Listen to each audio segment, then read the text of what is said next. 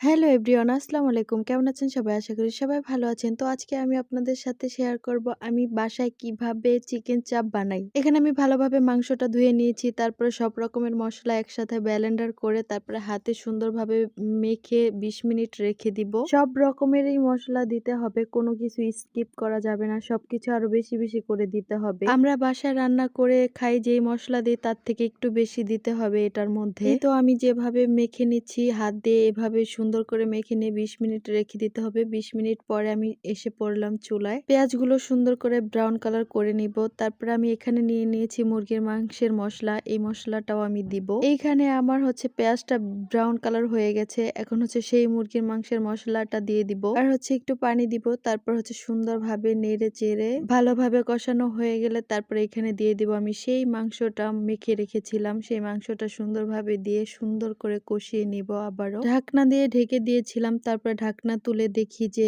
অনেক পরিমাণ পানি উঠে গেছে। এই পানি দিয়েই আমার রান্না হয়ে যাবে। এক্সট্রা করে আর আমি পানি দিব না। পানিগুলো শুকিয়ে একদম ভাজা ভাজা করে নিতে হবে। তারপরে এই তো হয়ে গেল আমার চিকেন চাপ। আমার এখানে রান্না করা ডান হয়ে গেছে। তারপরে আমি একটা পাত্রের মধ্যে বেড়ে নিলাম। কালারটা অনেক সুন্দর হয়েছে। কেমন হয়েছে অবশ্যই কমেন্ট করে জানাবেন। আজকে আমার রুটি বানানো একদমই ইচ্ছে করতেছিল না, এজন্য আমি বাজার থেকে কিনে নিয়ে আসলাম। এগুলো মেয়োনিজ।